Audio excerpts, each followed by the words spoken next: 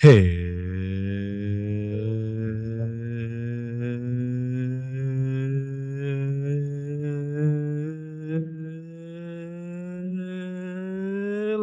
and welcome to the USA Volleyball Show. Stephen, we're at 2 years. Happy 2 years. Year anniversary. Let's go. Wow. Can you believe that 63 episodes in to this thing, 2 years now, and what a 2 years it's been too. I know. Like I know we talked about it last year for our last year 1 year. Now we're still talking about it here for our 2 year of just like recapping what our best episodes were. What are some of those good and memorable conversations? And I don't have an answer. If you were to ask me this right now and say, hey, which one is your absolute favorite? I would have to run away and leave the camera because I don't have an answer for you. Man, yeah.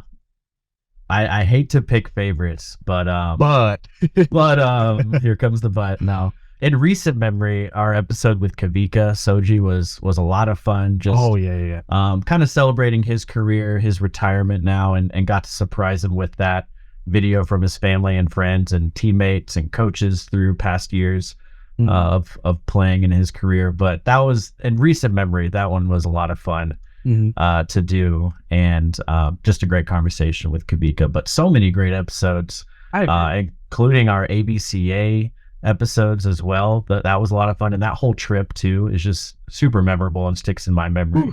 10 plus hours later. Like how many interviews did we do that weekend? Like we had to do at least 5, at least. Man, yeah, I would have guessed like 8 or something like that. I said at least 5. We definitely did more than that. But, that was a lot of fun. And just experiencing our producer Curtis Howard, 8 to 9 episodes recorded there. That was incredible. Ooh. But just to get to experience ABCA for the first time and the NCAA championships too for the first time was incredible. And that was wild. I still can't never forget that. Nope. I will never, ever in my life forget that. And hopefully, again, like we talk about, they want us in Tampa for the 2023. Hopefully they have that podcast center set up like they did this year. We'll have to bring our board shorts this time and podcast while we're That's right. Hopefully don't run into any snow conditions on the way there. Hopefully we fly this time. 100% we are and not drive to Tampa. Not driving to Tampa. That's wild. That's a wild time if we have to do that. No.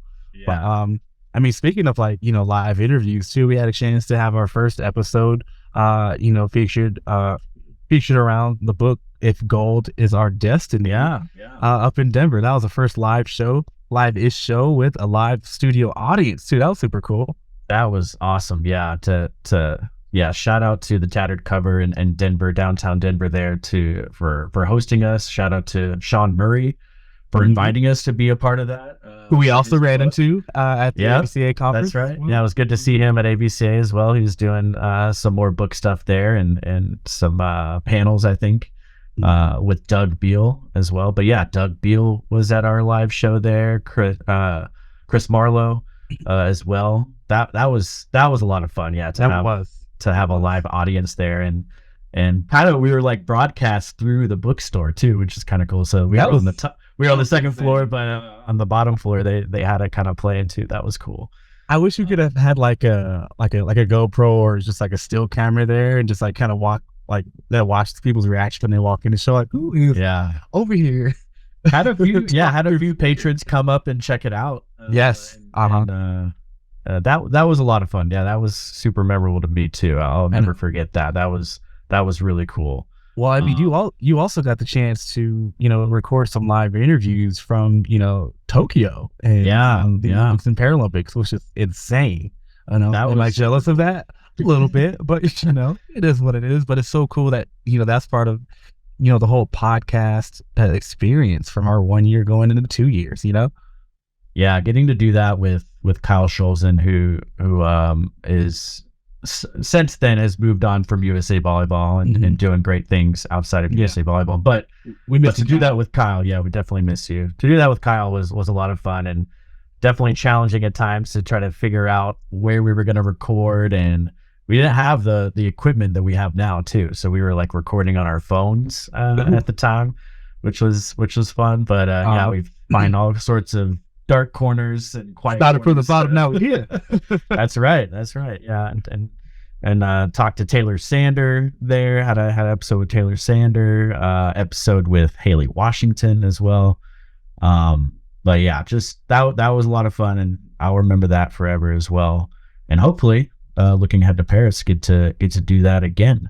Oh yes, and then also Open National Championship 2022 in Orlando. That was Curtis and I having the chance to interview some people from the older age divisions and just really spotlight and highlight the return of Opens post COVID and post the awkward 2021 year we had when a lot of the world was still up in the air and unsure of things there too. And yeah, just amazing. A lot of really, really, really good experiences.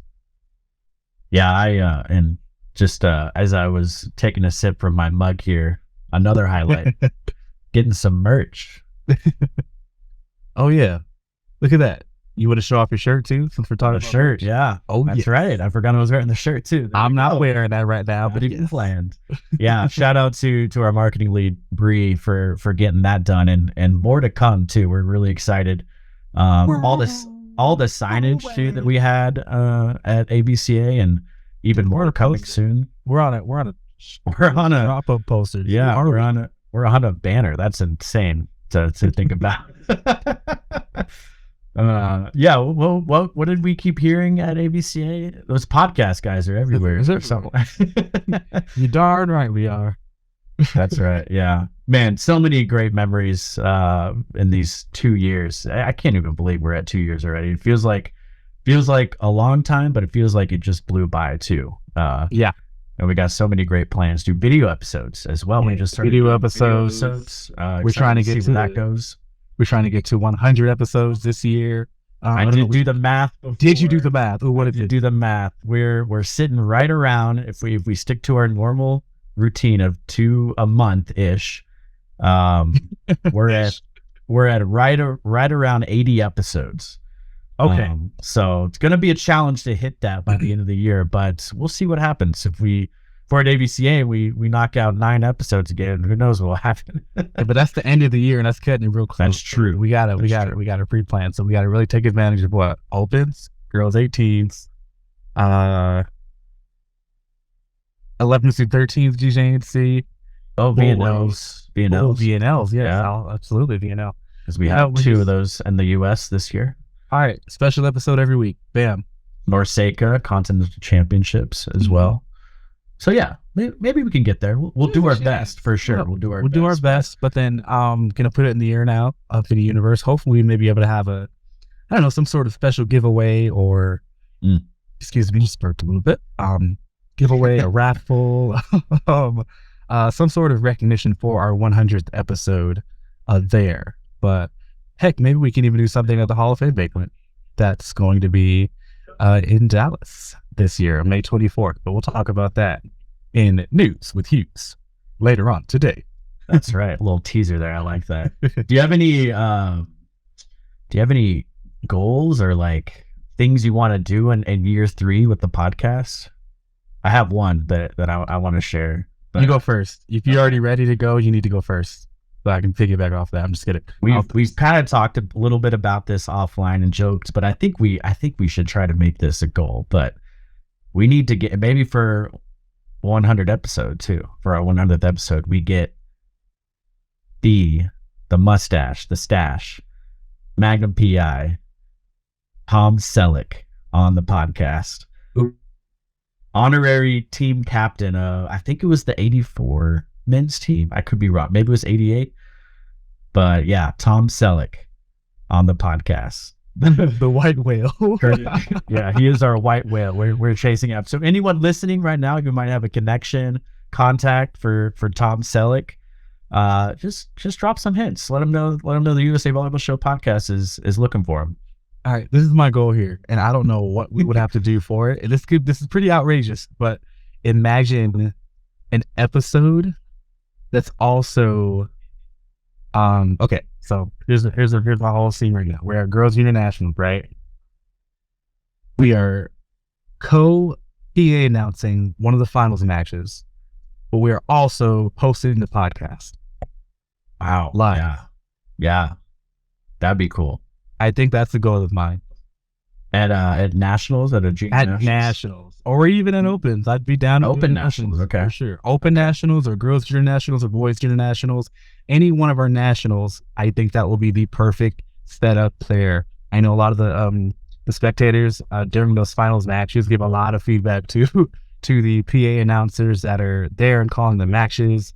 All of our PA announcers have a lot of energy and are just really, really, really good at what they do.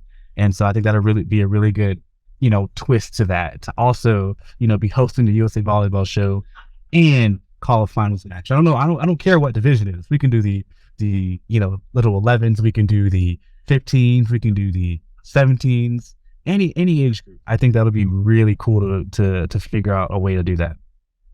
Yeah, doing a live show at a nationals would be a lot of fun. And yeah, if we did that in tandem with calling a championship match, that would be really cool.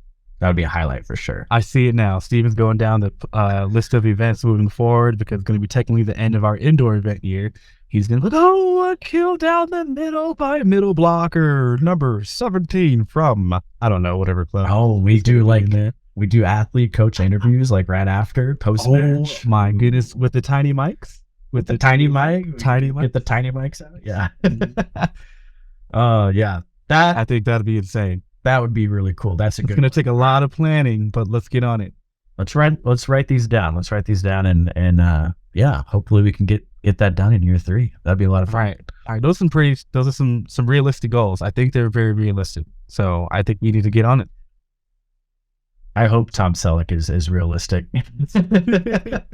You have to speak it into the atmosphere. That's right. Yeah, just throw it out there. That's why I'm saying that. Who knows maybe Tom Selleck is listening right now and he just calls us up after this.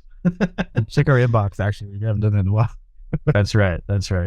But yeah, what a 2 years it's been, and looking forward to more, and seeing this podcast grow too. It's come a long way from where we've started.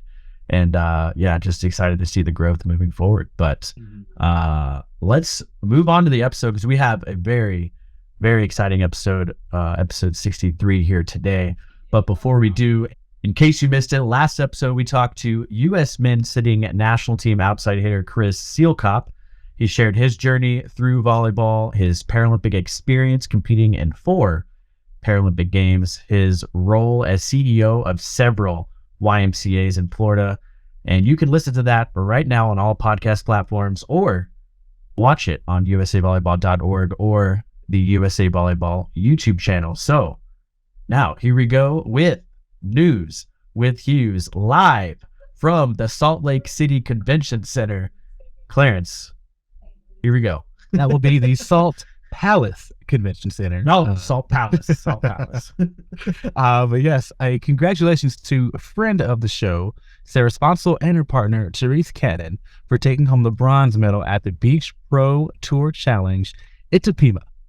The 2023 annual award winners have been revealed. The awards will be presented at the USA Volleyball Hall of Fame banquet and ceremony on May 24th at the Omni Hotel in Dallas, Texas. The 2023 honorees, including Rebecca B. Howard, Diversity and Inclusion Award winner, Jason Butch of the Oklahoma region, and Referee of the Year winner, she's actually going to be working Salt Lake City Showdown this year, Alexis Sheldon of the Badger region. See the full list on winners at usavolleyball.org. Hall of Fame tickets are now on sale. Again, event is happening on May 24th in Dallas, Texas, so be sure to celebrate with USA Volleyball's greatest and get your tickets right now. The Volleyball Nations League is coming to, that is right, the United States. Watch the world's best volleyball athletes in person on home soil, beginning with the men's Week 3 leg hosted in Anaheim, California from July 4th through the 9th. And then watch the women's final in Arlington, Texas from July 12th through the 16th. Make sure to buy your VNI tickets for Anaheim and Arlington again right now. The 2023 USA Volleyball Beach National Championship will return to Fort Lauderdale, Florida on July 18th through the 23rd. Registration is now open on USAVRacketPal.com. All questions can be directed to beachevents@usav.org. Are you interested in men's college volleyball? Because we are. Be sure to check out our website for weekly roundups and stay up to date on results, rankings, key matchups, and much, much more. More on the latest news, visit usavolleyball.org. Now, on to today's show. We caught up with U.S. Beach national team athlete Trevor Crabb while he's in Brazil competing in 3 back-to-back Beach Pro Tour events this month. Trevor talks about his background growing up playing both basketball and volleyball, the volleyball legacy within his family, what makes a good beach partner. He talks about that as well. His goals this season, the Paris qualification race is heating up, and so much more. So let's get right to it. Here's Trevor. Trevor, thank you so much for taking the time to sit down with us. I know you got a real busy schedule, but we really appreciate you taking the time out of that busy schedule. I know I'm always excited to get a beach athlete on because I feel like you guys are in a different place every week. But you're staying steady there in Brazil for the month, as we were talking before we got started. But yeah, really excited to have you on here. Yeah, thanks for having me. Here in Brazil for the month and 3 tournaments, FIVB Olympic qualifying events. So just trying to get those points and do it the best we can out here. Awesome. Yeah. Excited to be able to watch you too, because we have those matches live on VB TV. So anyone listening here that wants to check out those matches, they're all live, all of them, on volleyballworld.tv. And I was actually watching this past weekend, and I thought it was cool that you could, I don't know if you knew this, but you could watch multiple courts at one time, to almost like an NFL red zone type situation. It was really cool. I did that a lot this weekend. Yeah, the new app and the new Volleyball World has a good streaming service. Really gives you the chance to, like you said, watch different courts, and then also like you can rewatch the matches. That's right. Yeah. So it's good for like scouting purposes as well. Oh, that's true. Yeah, I didn't think about that part. Yeah, they're doing a good job with the streaming part. Mm-hmm. Well, really quick, I kind of want to kick things off with a fun question here. What is the ultimate cheat meal for you? Yeah, that's a good one. I'd have to go with I'm not really a breakfast guy, so like when I do like have breakfast or brunch, I go kind of hardcore on pancakes and waffles. Oh yes. Some whipped cream, some maple syrup, some fruit on that. That's probably my go-to cheat meal, just because I don't have it very, very often. But yeah, I would have to go with that. Oh, I love pancakes. Yeah, actually, I'm a huge breakfast guy. Love breakfast, my favorite meal of the day. But every time I go out to a brunch or a breakfast with my friends, we always get what we call a table cake, a pancake for the table, and we all split it. So we can have a little bit of pancake with our meals. But I'd have to agree with that. That's a good one.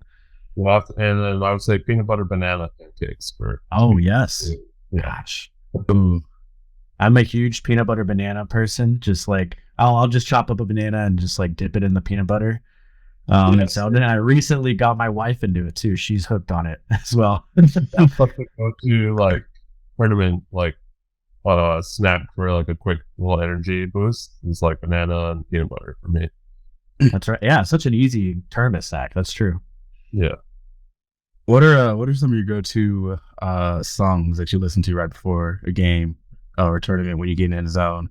It could be something, not so hype. Like I have a friend who likes to listen to R&B music before they play it. I'm like, that's a lot. That's a different change. But what about music? So yeah, I definitely listen to a good amount of music. I'm not very picky with it, but I love Kid Cudi and Kanye West. If I have to go like rap, R&B, hip hop kind of route there, I probably listen to more of that before matches. But I also like reggae, Sublime, those Slightly Stupid, Growing up in Hawaii, like I'm a huge fan of reggae, so that's more the chill side. But I'll still listen to that, pre-game as well. Yeah, but Kanye and Kid Cudi probably go to. Nice. Yeah. What about an off day? What would you do on an off day? No volleyball, no training. You're there in Brazil for a month. I'm sure I would think maybe you have at least one off day for that that month you're there. But yeah, what would you do outside of volleyball? So yeah, if we're in a nice place like Brazil or warm weather, I'll usually go to the beach on my off days sometimes and jump in the ocean, jump in the water. Just like living in California, Hermosa, I'll go down to the beach and just jump in the water if the weather's nice, not too cold like it has been recently in California this past winter. So I haven't done too much of that, but the typical off day is just kind of hanging at home. I'll barbecue maybe with some friends, either at my place or theirs. Hang out, watch some other sports like football or basketball, whatever season it is. And just really not nothing too crazy. Yeah, can't go wrong with the beach. Oh no. Sure. Still the biggest thing I miss from West Coast, man. Colorado's great, but still beach, Yeah. Yeah, Clarence is a California native. Oh, nice. From the Long Beach area? Yeah, I grew up in Long Beach. That's where I went to college, Long Beach State. Oh yeah. So I know that, pretty familiar with that area. So actually, you just mentioned you like watching other sports. Basketball was one of them. You won a basketball state title in high school. You played at University of Puget Sound for a season. Even went to the Sweet 16 while you were there. Is basketball your first love? I would say basketball and beach volleyball are kind of the first, because I grew up first playing beach volleyball before indoor, and then basketball was kind of like the second sport as well that I learned. And I just kind of grew to love it. I started when I was like, I think 5 or 6 years old, and it was just so easy to play with your friends after school as well, and I think around high school was the time where I was like, I'm really enjoying this. I want to see if I can take it to the next level in college. I knew I wasn't, good enough to go professional or anything like that, but just trying to play in college was a goal of mine. And I went to a small Division III school, and it was actually had a really good team. I wasn't coming from Hawaii, like it's like the basketball there compared to the rest of the United States is such a big drop off. So when I got to like college, I was like, whoa, I'm kind of out of my league here. I mean, these guys are a lot bigger and a little bit better than me. But it was cool just to get that experience and to, prove that I could play a second sport. And then once I realized, I'm not going to have a career in this, it's time to switch back to volleyball and pursue that. Go ahead, Clarence. No, you get Stephen. I'll go after you. No, I did see. I was curious about I had never heard of the University of Puget Sound, so I was going to look at and I found your bio, and it said that you were listed as 6'6" on the bio, but I did see on our bio on USA Volleyball you're at 6'4". So how tall are you? I think we're shortchanging you a little bit on our end. So I'm actually right in between. I'm like exactly 6'5". Okay. Well, yeah. Was it like a shoe height difference? Were you wearing your shoes on measuring day? I might have. I might have boosted that. Little typo. Oops. Yeah. No shoes on the beach. So exactly. Advantage there. Well, we'll get that fixed for you on our website. We'll get you right at 6'5". Yeah. So what position did you play in basketball? Did you kind of float around from kind of guard to forward, I'm guessing, or a little bit of big? Actually, I was mainly forward and center in high school because I'm 6'5", and to be honest, I was like one of the tallest guys in the league on the island. I was kind of forced to play the big position, unfortunately, and that's kind of why there's such a big drop off, because to the rest of the United States, I should be playing guard basically compared to all these other schools, and so it was tough, not having like the guard skills and coming up to the college level and playing against bigger guys. So that was definitely a tough transition. But yeah, like our our league in Hawaii produced a couple good players. But yeah, basketball is it's not one of the major sports out there. It's like football, volleyball, and then basketball maybe. So that was like kind of the tough part doing that transition, but glad I did it. Yeah. Yeah. It's interesting to hear you say you started, with beach volleyball, as I want to say maybe your introduction to volleyball, which is kind of bringing up our next question. How were you introduced to the game of volleyball?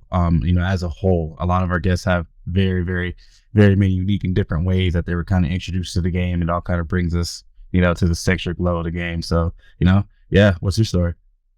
Yeah, so I have a big volleyball family. Especially my dad was the one that taught me and my brother both how to play. So we grew up, as soon as we could walk, we were peppering with my dad. We were, constantly watching him. He was playing in adult nationals every year. And then also he was playing on the beach as well, just for fun. So we grew up watching him and learning from him. So that's kind of why we started on the beach first. As opposed to indoor. And I also think, that's kind of a big reason to our success is starting on the beach and then going to indoor and then coming back to the beach. I think beach really helps your all around game for volleyball, as opposed to, starting in indoor and then coming to the beach. It's a lot tougher to do that. Mm-hmm. Do you have any, I'm assuming you played club volleyball growing up, or even just from your school volleyball experience too. Do you have any favorite memories from playing junior volleyball? Yeah, great memories. So I grew up playing club for Outrigger Canoe Club. I played about, I think, 4 years, and all the guys on my team I was like best friends with. And we would all from Outrigger, so we would grow up playing beach against each other before we started playing organized club volleyball together. So we were already this tight-knit group of friends on the team. One of these guys was actually Eric Soji, played with him. So yeah, we growing up playing with your friends is like, the best thing a kid can ask for. And then I think our best tournament was 17 and under. We made it to the finals of the open division, and we lost and took second. So that was still a good time though, making it that far. Awesome. Yeah. I love hearing those stories about playing club volleyball, especially traveling to tournaments like that. Whether you win or lose, just getting to travel with your friends is just so much fun, and going to a new place too, that's not your home. And just, traveling, going to the hotel pool, going to meals together. I just feel like that's just the best part of it. Mm-hmm. Yeah. I think like one year we were in Minnesota and went to the Mall of America. There you go. Yeah. It's from Hawaii. Like, what is this? It's shock. Yeah. That's awesome. You mentioned, playing with Eric, and I know Hawaii just has a wealth of volleyball culture, and many high profile athletes have come out of Hawaii, including your club, Outrigger Canoe Club. Could you just talk a little bit about that and what it was like growing up with all those players and those teammates, and even, are you guys still friends now? Do you talk outside of your sport, or even, within your sport? Yeah. So the funny thing about the Sojis is we grew up on the same street as them. So oh, cool. Wow. Yeah. And our dads are good friends as well. And his dad, Dave, was our club coach for a couple of years at Outrigger. So yeah, I've been good friends with the Sojis for a long time. Me and my brother and Micah Christensen played on the same club team, so they were good friends. I'm good friends with Micah. Same with Micah Ma'a. Actually, he's a lot younger. I remember actually peppering with him on Outrigger, the baby court at Outrigger Canoe Club all the time. He was like a kid that just wanted to. You could tell that he was going to be, really good at volleyball someday. Yeah. Always out there, always playing, watching us. So yeah, I mean, it's just a tight knit group, especially, and the Outrigger has a big reason to do with that, just because everyone knows each other, everyone's competing for the same club. Yeah, I would have to say that. Mm. So, what made you, transition from indoor back to the beach? Probably hurting my shoulder. I blew my shoulder out in like my sophomore year, first year at Long Beach, and kind of, never the same hitting again. So I kind of knew that I wasn't going to be taking it to the next level. Originally, I wanted to pursue like playing professionally overseas. I don't know about making the Olympic team if I was good enough for that, but yeah, after I hurt my shoulder, I always knew that I liked beach better than indoor as a kid though, so it kind of worked out perfectly. Went back to the beach after hurting my shoulder, and just once I think I played in my first AVP during college, and I was like, yeah, I can see myself kind of continuing this route and making a career out of it. Mm-hmm. You mentioned your family earlier, coming from a big volleyball family when you were talking about your introduction into volleyball.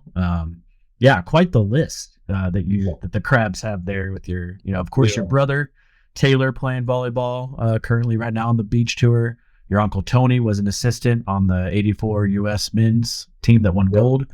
Your cousin Lindsey Berg, two-time silver medalist, Olympic silver medalist. You said your dad taught you. I'm sure the list goes on and on there, but what are your family reunions like? You get on the court, you get some like they're competitive or something. Just start talking and like, oh, you see me on the court. I feel like well, I mean, we always have like a big family get together during Christmas usually.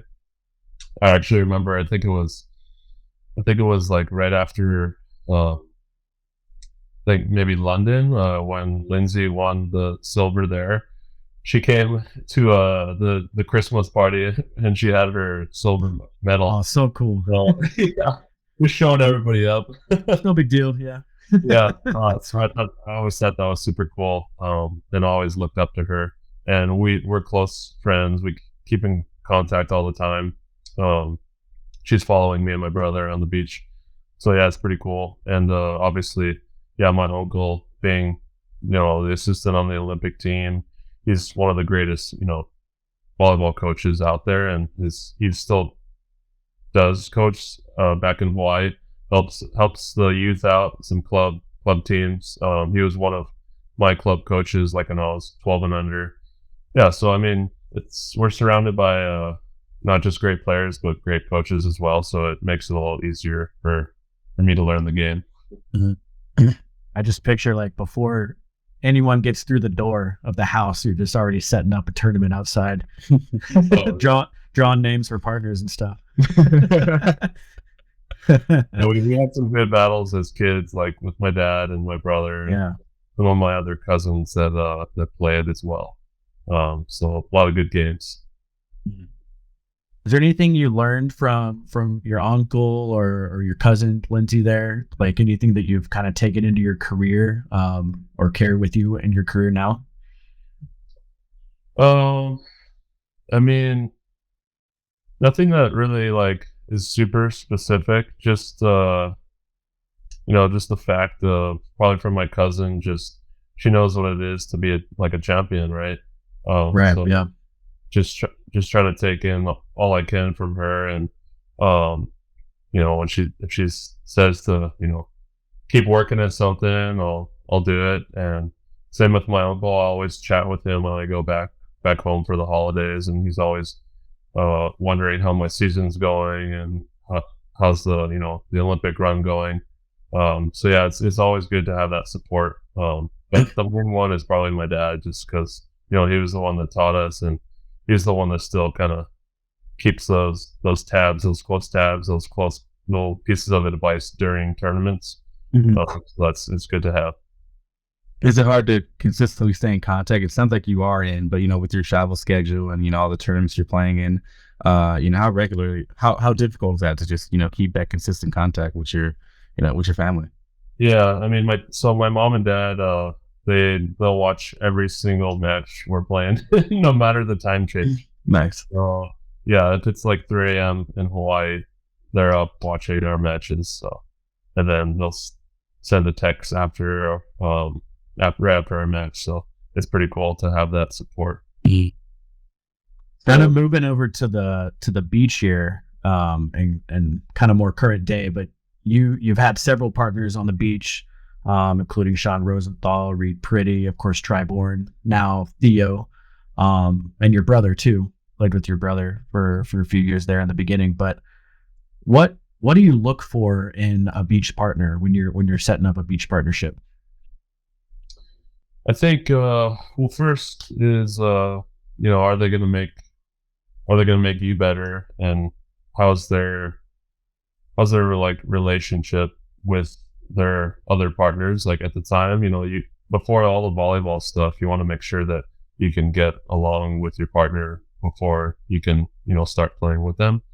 And then it comes down to like the X's and O's, if you're going to match up well with them, if they're going to defensively or offensively.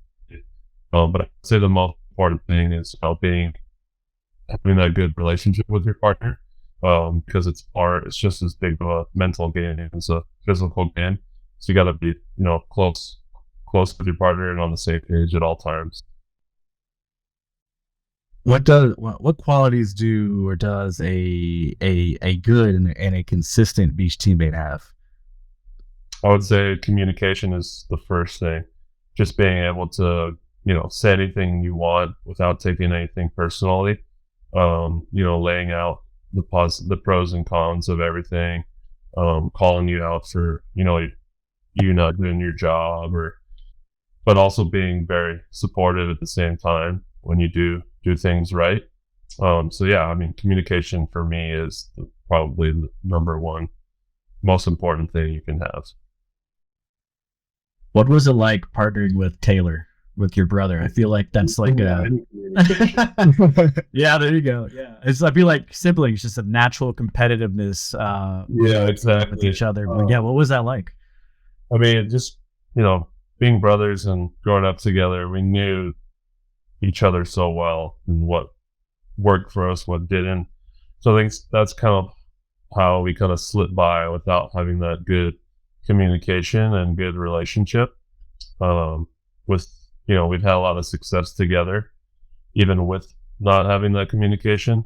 But that was kind of the reason what led to our, breakup, I would say, is eventually not getting along and butting heads too much, not seeing eye to eye.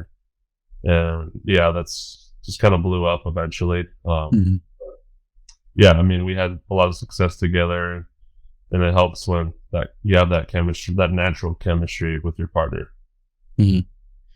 Kind of shifting. Like I've already spent 30 plus years with you. It's time to get away for a little bit. No. Yeah. I bet they bring that up at the reunions. I'm just kidding. But, yeah. Okay. Well, our whole family wants us to play together again. I bet. I know my mom would be the same way. every get together. Well, but just yeah. But kind of shifting over to Theo. How does his game complement yours? How does how's that big going back and forth between the two of you? Yeah. Well, number one thing, like I'm making the moves to the full-time defense with him. So him being one of the best blockers out there is really helpful. And I would say, probably the most important thing right now. Just because full-time defense is still almost like not quite learning the new skill, because I've been doing half of it with split blocking. New full-time position and still learning, a few new things here and there. So it helps to have, one of the best blockers in front of you. So I would say that's number one reason, or number one compliment that he gives me right now. You ever want to get back on the net? Like, I feel like getting that block is like so satisfying. It is. No, actually, we talked about it, and like he wants me to go up every now and then, and that's something that we're trying to work in. And that's definitely something that I do miss, like every now and then getting that big block and staring your opponent down. That's one of the easiest ways you can get yourself fired up. Mm-hmm. Getting that tough dig though is very satisfying as well. Yeah, as well. So really. Talking about the different tours, you got the FIVB International Tour, you got the ABP Tour. Can you talk a little bit about maybe some of the differences or similarities playing domestically versus internationally? Yeah, well, the number one difference is the international tour it's the talent pool is way bigger right now. So coming into these tournaments, it's much tougher than any AVP on any given day. You go to AVP and you got, 6 or 7 of the top teams that can possibly win the tournament. You come over to the FIVB and, you got twice as many that could, at least twice as many that could win that specific event. So it's much tougher overall. You really have to be extra prepared going into the event and really playing your A game the whole time without slipping up. Because if you don't play well, if you play bad, you're most 100% going to lose that match no matter who you're playing. That's why you kind of have to bring it every time and hope, that your opponent maybe isn't playing as well as they play. But it's every game out there is crazy. So much competition right now on the World Tour. Do you prefer one or the other? Is just kind of, whatever you need that week, or I mean, because there's the points on the international side that you need for Olympic qualification versus AVP. At any given day, I'll choose to play, I'd much rather be playing full time on the AVP. Okay. Let's take the Olympics out of it. If the Olympics didn't exist, then be playing full time on the AVP and not having to travel all over the place. That makes sense, yeah. And then obviously it's easier to win an AVP, and definitely the US fan base, I think, is awesome and much more fun to play in those events than these FIVB events. Some of these events overseas have great fans as well. But yeah, in general, I pick AVP for sure. Or FIVB tournament. Do you have a favorite AVP tour stop? Well, Manhattan Beach, I'm kind of biased towards, but a little bit, yeah. If I can't choose Manhattan, I'll go with Chicago. It's always one of my favorites. Cool. Ooh, Chicago. Yeah, the venue there is awesome. Right on the lake, great weather during that time of the year, and the big fan base as well too. Mm-hmm. And I mean, I think it's like perfect segue to speaking of the Manhattan Beach Open. You've what does it mean to you to have not one, not two, do the LeBron thing, not three, I'm just kidding, but 3 Manhattan Beach Open, plaques with your name on it? Like, how does that feel alone? Yeah, it's pretty amazing. I mean, I think I'll be honest, I'll think about it, every once in a while, maybe not every day, but, every once in a while when I'm thinking about volleyball, and just how hard it is, just to win one, but then, the last 3 in a row was pretty amazing with 2 different partners, Try and Reed. So it's definitely something that I look forward to each year. And yeah, I mean, it just definitely holds a very special place in my heart, and then in my volleyball career as well. You ever stop and visit the pier over in Manhattan to polish those plaques off? Make sure you to be honest, I think so. I've won 3. Well, obviously the 3rd one hasn't been put up yet, but I've probably gone onto the pier since I won my first one, maybe 3 times. Really? So, yeah. So it's I don't know if it's like a superstition thing, but it's more like I'll see it when I get the engraving ceremony, and then I'll check them all out at the same time, and then I'll wait for the next year that one and check them out again. But I'll constantly get friends or family that'll be walking and snap a picture and send it. So it's pretty cool. So I see them that way. Okay. Yeah, it's almost like motivation. You're like, I got to win another one to see my other one. So exactly. I love that. Yeah, I saw a video of I think it was Courtney Cox, who she put some caution tape around her Hollywood star sign and got some Windex out and was cleaning her star out there. So it's curious if the beach players did kind of the same thing, but sounds like no. Yeah, a little different. That's awesome. That's such a cool. What does it mean to you to win that tournament specifically? And let alone 3 times, but that tournament specifically, which is often called I think it's known as the Mecca Beach Volleyball, the granddaddy of them all, I think is another another phrase, but yeah, what's it like to you to win that tournament? Yeah, I mean, it adds a little extra, I would say, like, just good feeling because of how everyone else wants to win that so bad. It's like on everyone's radar, top of their radar to win. Yeah. So when you're winning, when you're winning those and they're not, it adds a little extra, like, like a swag to it, or whatever, however you want to say. So that's kind of the special thing about it, is knowing that everybody else wants to win that one and you come out on top. It's pretty cool. Talking about this season specifically, and kind of looking ahead to Paris, obviously Paris Olympics, qualifying for that has to be the long-term goal for you. Please correct me if I'm wrong, but Yeah. What are some of the milestones you and Theo have set for yourselves, or even maybe milestones that you've set for yourself personally this season as you look ahead to the Olympics? Yeah, so I mean, our goals as a team is obviously to qualify it, and everyone says win a gold medal or win a medal, which is definitely a goal of ours. But we first, we want to get there first, and in doing so, we want to rack up as many medals during these FIVB tournaments as possible, because that'll really help you to qualify. So yeah, just trying to get on the podium each time we're out here. We had a fifth a couple of weeks ago in Mexico, so got close to the podium then, and last week did not have a good tournament. So it's been a little bit of a quick start of the year. It's been a little up and down, but we know it's a long marathon race to Tokyo to Paris. So yeah, we're trying to take it one tournament at a time. Mm-hmm.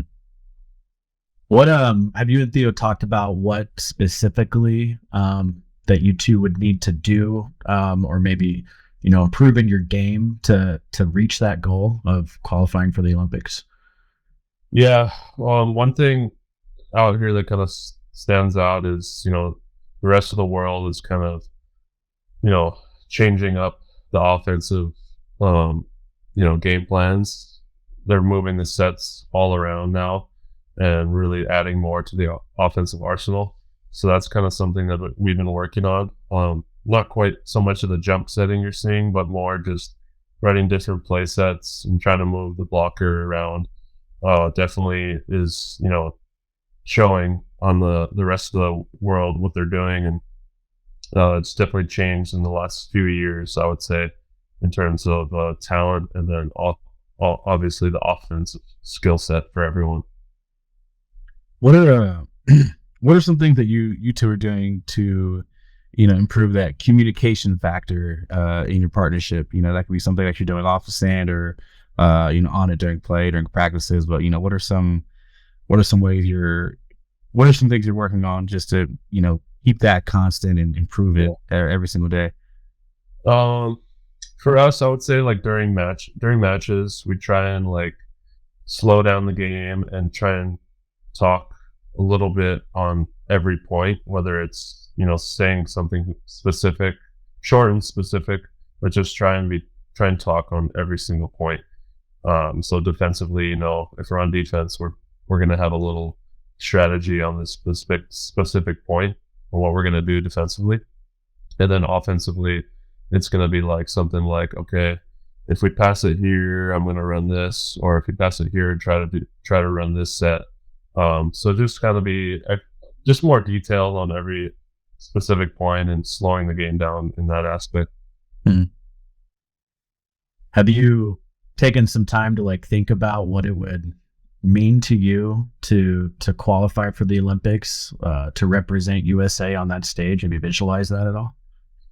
Yes, and I did the last quad too when we didn't make it. Right. I've definitely spent a lot of time thinking about or visualizing if we did qualify. So I mean, yeah, I try not to think in the end about the end too much. Just trying to take it one tournament at a time, just because it's such a long long race. But yeah, the visualization definitely helps too, especially when you're at a tournament trying to get the mind right for that specific tournament. But not, I would say, try not to think about too much of the end game. I think you've been seeing some of the the U.S. men's pairs specifically doing some training blocks, some training together with USA Volleyball Beach staff. Certain locations in Southern California. Have you guys been participating and involved in those in any way? Yeah, we've been there from the beginning. I think we started in like February, and we usually go like once a week with two of the other top teams. It'll kind of cycle through, sometimes change up. But yeah, those are always great practices to play in, just because it's the high level and you're going against basically your competition, right? You're trying to beat out those other USA teams. So it definitely adds a fun aspect to it. Yeah, how are those training blocks benefiting your game, your development as you kind of look ahead to your goals this season, and maybe even specifically training with the USA Volleyball Beach staff or any other coaches who are out there with you? Yeah, well, it helps because it's the best way. The best way to be better is to train against the best guys, right? So if we're not going to be able to train against the international guys who right now are at the top, we want to be playing and training against the best USA teams to get better, right?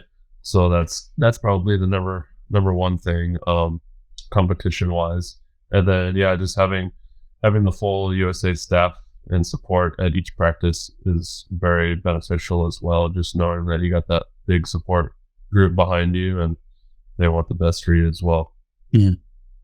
For anyone who's listening right now, why should they want to tune into volleyballworld.tv and watch you guys play on the beach? Why should they want to tune into beach volleyball, international beach volleyball?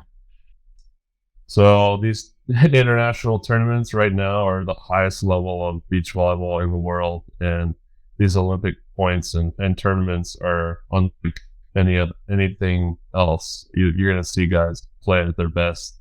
You're going to see close matches. Anybody can beat anybody on any given day. So there's not really too many underdogs. And yeah, it's just the best in the world are going at it. So tune in. Yeah, it's I was just gonna say that when you said the best volleyball right now on the beach tour, just last weekend in Brazil with Sarah Sponsel and Therese Cannon in their bronze medal match, they went to a 21-19 third set. Unfortunately lost, but that just tells you the level of play that's going on right now on that tour. I know, it's crazy. Yeah, very competitive.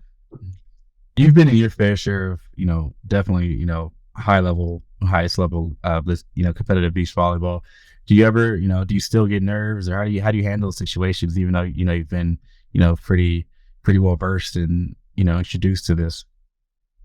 Yeah, I get nerves all the time still before every single match, and it's usually pretty similar, the level of nerves I get no matter what match it is. So going into the first match on Friday, I'm going to have a ton of nerves, and it usually just kind of calms down once we start playing, and then once you start forgetting about all that, that's kind of how you calm down. But nerves up until at least the first serve of that game. Kind of going back really quick to your early days playing volleyball, specifically beach volleyball. Of course, right now we have the USA Volleyball Beach Tour going on, which is our junior volleyball beach tour. The championships for that tour is this summer. Why should kids, junior athletes, come and play beach volleyball? I know you talked a lot about how it helped your indoor game, but why should they want to come play beach volleyball? I think just in general, it'll help you as an overall athlete. Even if you're not playing indoor, if you're playing other sports, it's, I think, the greatest cross training sport that's out there, because it's low impact and not a contact sport, so the risk of injury is a little lower than other sports. So you can go out and play, use it as a cross training opportunity for another sport, and cardio is probably up for in terms of if it's a hot summer day, you know, you go out and play, you're gonna get a great workout in. So just doing that, and if you do play indoor, it helps every single part of your game playing on the beach. So if you want to improve your indoor skills, go play beach. Yeah, definitely a good cross training, like you mentioned there, and yeah, it doesn't hurt to look at the ocean too while you're playing volleyball too. That's kind of a nice perk. Yeah. Oh yeah. Or take a dip in right after your match. Well, yeah, Colorado, on an indoor facility in Colorado, then. It's not quite. It's not quite the same, but Might be a little hard to say. Yeah. I think we're towards the tail end of the interview here. Do you have anything else you want to just tell the listeners, or just anything that we may have left off the table question wise that people should know? I think that's pretty much good. I think just tune in as much as you can with this Olympic race. Every single tournament out there has big implications. So it's the next 15 months is going to be very entertaining. Yeah, we're in the heat of that Olympic race right now. Super exciting to see that movement. Where can people follow you on social media to follow your journey? Instagram, King Crab 808 is my handle, and that's pretty much the only social that I use, and it's pretty easy to follow through that. And then also obviously the AVP and then the beach volleyball world as well. Try and follow both of those. Awesome. Sounds good. Trevor, thank you so much for taking the time to sit down with us, and we'll let you get back to training there in Brazil, and good luck in your next matches coming up here. Awesome. Thanks for having me, guys. Appreciate it. Thank you. Thank you. Take care. All right. Later. Such an awesome conversation with Trevor. Really excited that we were able to catch him as he's basically now permanent residency in Brazil, competing in 3 back-to-back events. Yeah, not a bad place to be either. I've seen some of the pictures. The views there look incredible from where they're at. But yeah, love getting beach athletes on. It's always hard to get them just with the nature of their schedule and their season. But awesome to catch up with Trevor, and loved hearing about just the legacy of volleyball within his family, and yeah, would love to be witness of some of those family reunion tournaments that I'm sure they have. I think he was downplaying it a little bit, but I'm sure they get into it. or he wasn't, and it was just literally just all talk like, yo, here's my medal, blah blah blah blah blah blah. Yeah, here's, what is it, whatever it is. But what we didn't ask him? Top 3 sunscreens to use as a beach athlete, as a beach professional athlete. Missed opportunity there. But wow, like literally, like you said, like his entire family, just a volleyball family. It's insane. Like just think about that. Like you said, the reunions, the conversations they've had, like what they can teach each other, to help grow, their development in the game, and so much more. And it's insane. Yeah, just a wealth of knowledge to tap into for him and his brother Taylor, who are now competing on the tour themselves, but they can just pick up the phone, call Lindsey Bird, 2-time silver medalist, their cousin, and just ask them a question. That's just so cool to hear that, and just within Hawaii too, just the legacy of volleyball and growing up with the Sojis. I mean, Tri Bourne is from there as well. Just so many great athletes have come out of Hawaii and are still coming out. Definitely future's bright. For Hawaii. Super volleyball. Cool to hear that his parents never miss a match, like no matter what time. I know, yeah. What time zones they're in, blah blah blah. I keep saying blah blah blah. I need to stop that. Whatever time zone they're in, and time of day it is, they're there watching, texting, giving feed, showing support. I think that's really cool. Yeah, that is awesome. And yeah, speaking of just being able to watch matches too, he was talking about the AVP tour a little bit. He touched on that, and a little partial to the Manhattan Beach Open. Him being he's won the last 3. Not one, not 2. Yep. Not 3. the last two with of course Triborn, and then the one before that Reed Pretty, and then I think there was a year in there where COVID canceled the event, but yeah, he's won the last three, and definitely enjoys competing there. And he said he doesn't, walk the pier and check out his plaque. But I don't know if I believe that. I don't know. I like to imagine. I like to imagine the winners, visit every once in a while and get down and polish their plaques a little bit. But I mean, he did get some reasonable, thought, logic behind that, just saying, hey, it's more motivation for him to win again, so he can visit. Yeah, that's true. And visit all of his plaques at the same time, which is a pretty cool flex. I'm not gonna lie.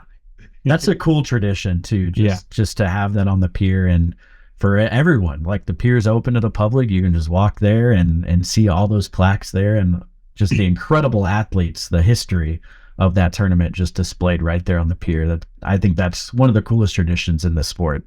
I know. I mean, speaking of the sport and traditions there too, I mean, just the men's side of things, I do believe the qualification window for pairs it's wide open. I think, Stephen, you have some specific updates about that, or some general updates, I mean, but I was pulling up the points here. At least for the men's side on the US, it's kind of wide open, and especially with the partnerships that have been going on too recently, it's really anyone's race right here. Like anyone can move up just with any given tournament. So a lot of we have the beach, we have, the time you're listening to this, the Saquarema tournament it would have already finished in Brazil, and Uberlandia is coming up this weekend. So, and then the beach tour just keeps continuing with let's see, we got Ostrava is coming up, Elite 16 there. We have Stade in Switzerland as well coming up this summer. So a lot of events, a lot of opportunities to get points and move on up the rankings here for the U.S. men. And then on the women's side, Taryn Cloth, and Kristen Nuss, Sarah Sponsel, and Therese Cannon are back-to-back at 7 and 8 with the world rankings. And then right after them, Emily Stockman and Megan Kraft too. So, and then just right after them, Sarah Hughes and Kelly Chang. So it's a tight race there as well. And there can be movements with, any weekend with these tour events coming up. So exciting to keep up with, and you can watch all that too on bb.tv. So check that out for sure. And just an exciting time for beach volleyball here, gearing up for the summer. Oh yeah, definitely agree. But again, just a great conversation with Trevor, and we very much appreciate him taking the time to sit down with us. While he's competing in Brazil for the month, like you said, Stephen is back to back to back. I think beforehand on the interview, we were just making sure his Wi-Fi was good, and connection was good with the time zone change and everything as well too. But definitely stay tuned at USA Beach on Instagram and Twitter for updates on the USA teams and on the Beach Pro Tour. You can watch the matches like Stephen just mentioned on vb.tv, and you can also follow Trevor on Instagram at King Crab with 2 B's 808. Now, I think it is time for Stevine to talk about these upcoming events. Stevine never gets old. Another ABCA memory there. That's awesome. All right, here we go. On to upcoming events. We have the North Texas Region Boys Dual Regional Qualifier April 21st in Plano, Texas. The Far Western Girls National Qualifier April 22nd through the 23rd in Reno, Nevada. The Mad Sand Juniors April 22nd in Plano, Texas. The USAV Beach Tour Oklahoma Region Eagle Classic Regional Qualifier April 22nd in Tulsa, Oklahoma.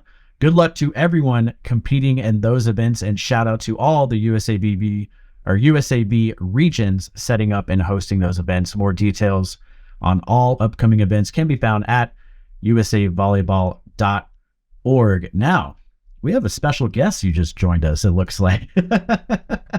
Josie, how are you doing? What's going on? I hear you just won a qualifier in Windy City. Tell us about that.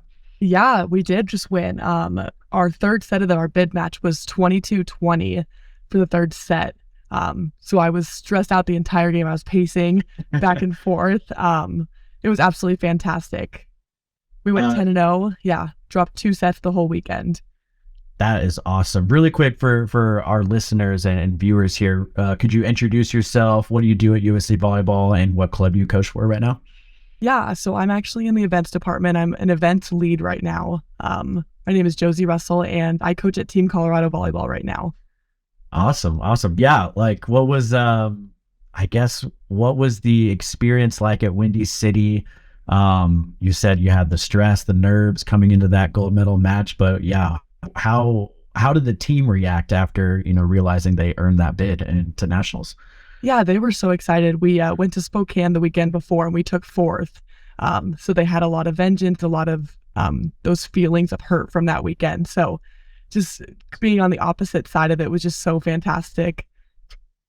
That is so cool. And did you guys do anything to celebrate afterwards? Get some ice cream or anything like that? No, we had to catch a flight. Okay. But yeah, I told them if they won, I would buy a new pair of Hokas. So I just spent some money on that. That's awesome. Well, thank you so much for hopping on here. Sorry to take you away from your work there at SLC, but we'll have to get you on the podcast here again soon. Like as a real guest, we would love to have you. Yeah, I would love that. Thank you. Thank you.